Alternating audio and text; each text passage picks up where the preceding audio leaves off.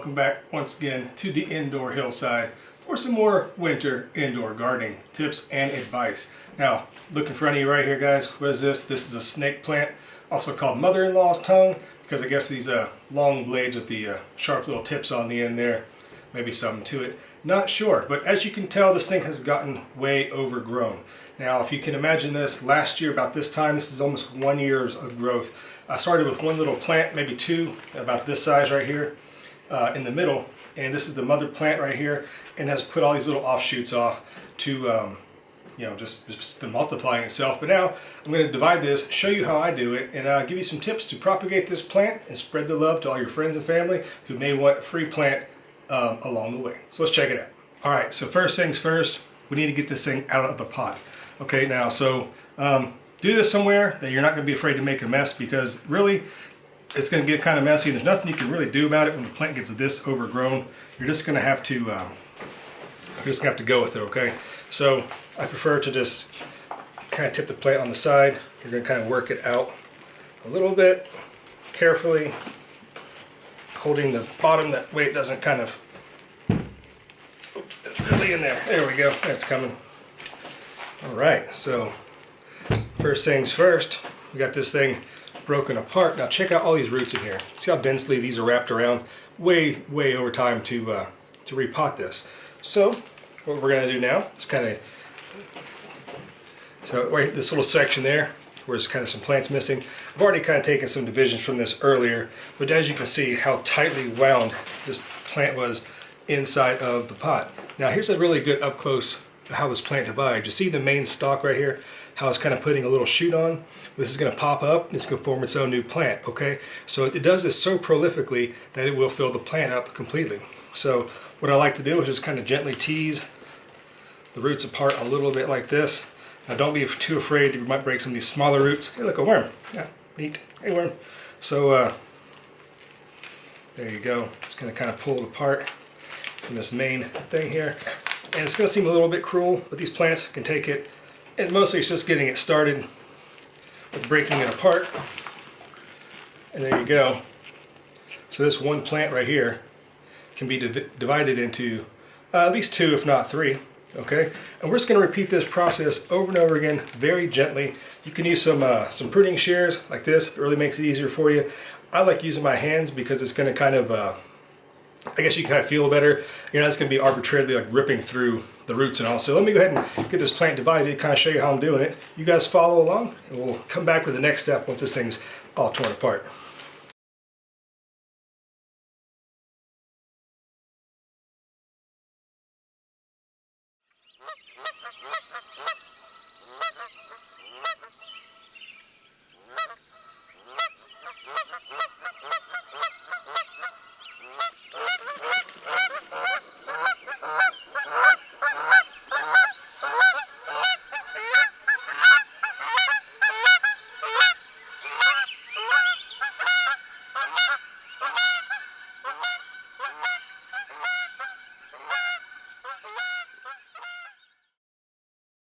That's because it was right up against the side of the pot right there. So I'm going to stop right there with that, and we'll get some containers ready. We'll transplant some up, and I'll show you how we're going to do that next.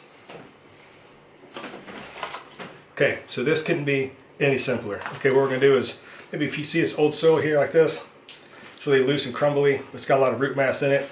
I like to get some fresh stuff here because that's probably been depleted of nutrients if it had any to begin with, or left over after heavily feeding on these plants for so long. We're just going to take one, find a good one. That's a good sample. See this nice little plant right here? It's going to have its own little home right here. I like just to work it into a nice container about this size. Okay, and from that we're just going to kind of backfill.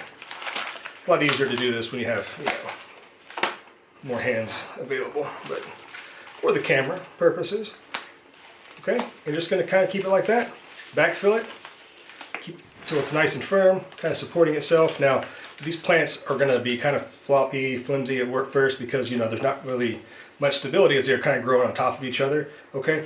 But you're just going to kind of pack the dirt in here, water it in real good, keep packing it in really good and tight until you get a nice, solid, upright plant. Water it in, and within a week or so, it's going to put on new growth It's going to establish really easily. Guys, these plants are so easy to propagate. The snake plant, super easy. I'm going to go ahead and propagate some more of these, put them in some containers, and I'll show you the end product when I come back. All right, guys, hold on, I'll be right back.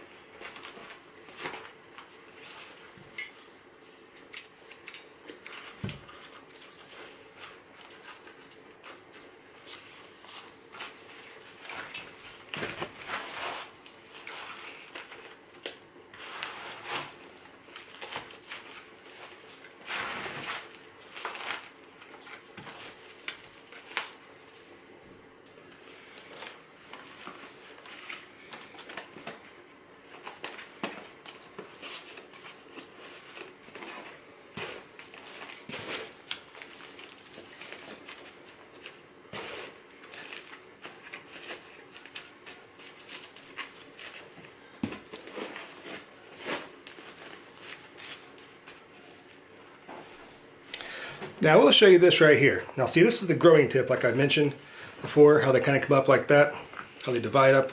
Okay, well I accidentally broke one of these off, just a little slightest little tip when I was transplanting some before, and put this in some soil, and it has actually started to turn green here on the tip. It's actually turning green. It's developing a little root like that, okay? So if you're transplanting this and you accidentally break it off, you can see right there where it was just broken completely off the mother plant when I was transplanting another piece. I just stuck it in some soil, made a little hole, kept it somewhat damp. Now it's not in full bright on sunlight because I think that would not be helpful for a little plant like that, especially since it's not able to really produce chlorophyll with no vegetation as it were.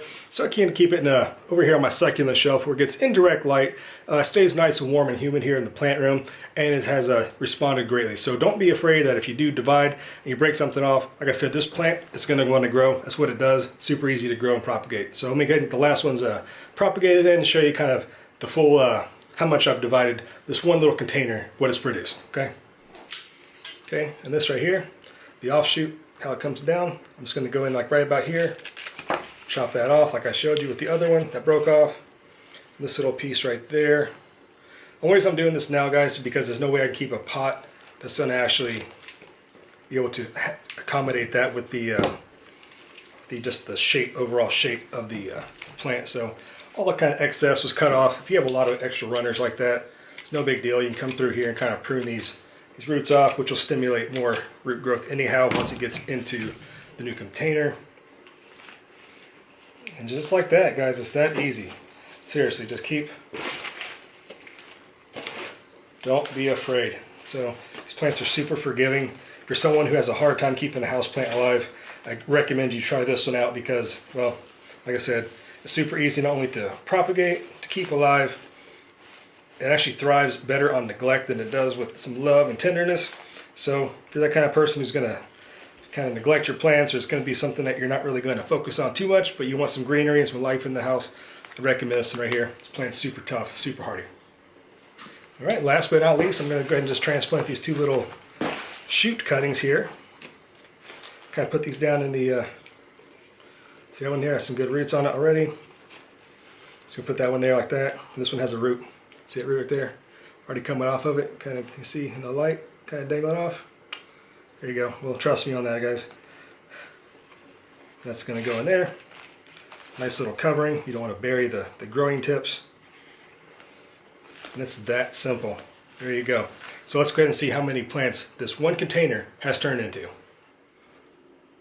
All right, there it is, guys, a finished product. Look how many plants I have divided this into. I got individuals here, got the little rhizome cutting I just showed you a second ago. But this is the main original plant. I kind of cut it back, basically reduced it by half. And that's just going to continue to kind of reproduce again and be more stock for later. I also created this other pot right here, which very similar size and shape as the other one. These guys need like a nice shallow pot like this. This is pretty shallow. See right there? That's what they're going to thrive in. They don't need a big, deep cylindrical pot. A short, shallow, flat pot is definitely what these guys will respond to best.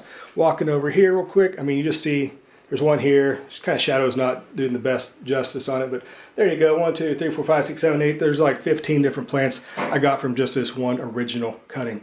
All right, so water these guys in really super well. Let them recover. Leave them alone. Maybe keep them out of bright indirect light for the first couple of days so they get reestablished with their new roots. And there you go. And then guys, then comes the hardest part. The hardest part is going to be finding homes for all of these plants. I mean, they're going to divide so easily, and these are just going to divide and keep dividing and keep dividing. And if you're not careful, you're going to end up with like 100 of these things, okay? So now you got to find a way to put them, give them away, leave them on people's doorsteps, ring the bell and run away or something. I don't know. Maybe this could turn into zucchini. You're going to become the snake plant, dropper offer person. But anyways, there you go, guys. Hope you did enjoy this. Don't be afraid to divide these guys up. Be a little bit rough with them if you have to be. They're going to respond. Don't be. They're not really a finicky plant, and they're actually going to help purify the air in your house. Quick tip for you before we wrap this video up. I think some NASA research indicated that the snake plant right here is actually one of the best plants at purifying the air in your home. So yeah, keeping these guys in every room of your house. Not a bad idea, in the long term. It's going to be good for your overall breathability and the quality of air inside your home. So from the Hillside, guys, hopefully you did enjoy this. Hopefully you found some benefit. And next time, we'll do some more indoor house plants as we're counting down to spring. All right, guys, until then, next time, please subscribe if you like this, and I'll see you around. Bye-bye.